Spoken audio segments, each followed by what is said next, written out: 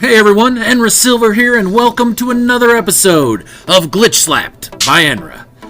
Whenever I'm talking with someone about an episode, the most common question I get is, what do you mean by blank blank? So I decided to make a video, or two depending on how verbose I get, with the definition of the most common terms I use. First off, I need to state that none of the glitches I'm about to show you are my original discovery. I've learned them from other builders, and this episode is simply to demonstrate how I use them and think about them. Also, just a quick footnote, I use the word Jenny instead of generator quite often in my videos. No real reason, it just makes me giggle. So now let's go over the different glitches, how I refer to them, uses for them, and a little background on why they work the way they do. All of the glitches work with what I like to think of as a bait and switch functionality. That is to say, you are baiting you're doing one thing and then switching to something else at the last second. Throughout the video, I'll be using the terms bait piece and switch piece to help streamline the voiceover. Let's start off by talking about adjacency glitching. To perform this glitch, you simply press the build and cycle part buttons at the same time. This will cause the build item directly to the right of your currently selected item to be placed instead. This is the only glitch technique that doesn't involve manipulation of the wire menu. The upside of this technique is that it requires very little advanced preparation. However, there are several downsides to this technique.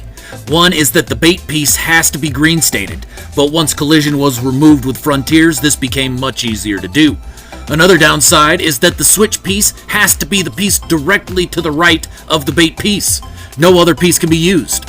The last downside is that you have very little control over orientation. The switch piece comes in with the same orientation of the bait piece. Like I just mentioned, the rest of the glitches use manipulation of the wire menu to achieve their effect. The key part of this is something I've heard called the wire cache.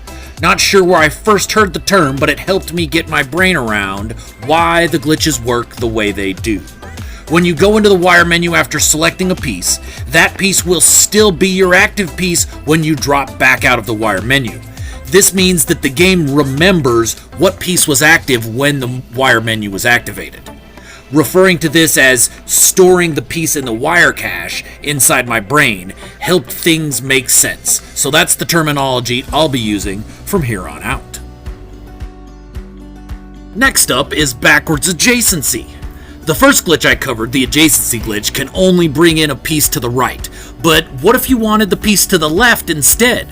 To do this, you'll select the piece you're wanting, hover the ghost piece anywhere, red or green stated, doesn't matter, and drop into the wire menu while simultaneously pressing the cycle piece button. This will cycle to the next piece to the right in the menu, but since you also hit the wire menu button, the previous piece is stored in your wire cache. Green state the bait piece, this time it does have to be able to green state, and perform a wire glitch to place the previous piece instead of the bait piece. The main upside of this glitch is to give you the ability to adjacency backwards in the menu. It's also helpful that the switch piece doesn't need to be green stated. However, it does have the same downsides as a regular adjacency glitch. Finally, let's talk about a tether glitch. To perform a tether glitch, you need to select a piece, then drop into wire menu. Place one end of the wire and then start to drag the wire out. Without actually placing the second wire tip, drop back out of wire menu. You'll have your selected piece in hand, but it will be angled along the direction the wire is being pulled. If the piece is red stated at first, which will often be the case, press the button to switch from snap placement to free placement, and the piece should green state. Moving your cursor around will cause the piece's angle to change accordingly. Now pressing the build button will cause the piece to be built at exactly the spot and angle you are seeing. Compared to a blender glitch, this is a much easier way to get pieces placed at an angle. However, you have to place each piece by eye, which means placing lots of pieces with each one having an identical angle is much easier with a blender glitch. Now let's look at a tool use of adjacency glitching, followed by a fun use for backwards adjacency.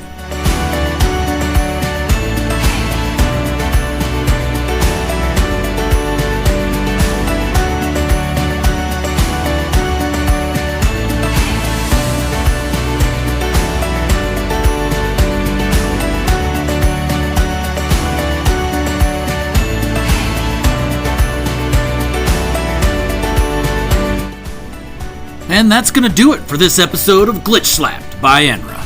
I'm trying to reach 200 subscribers by the end of the year, so I'm going to do all I can to hit that goal.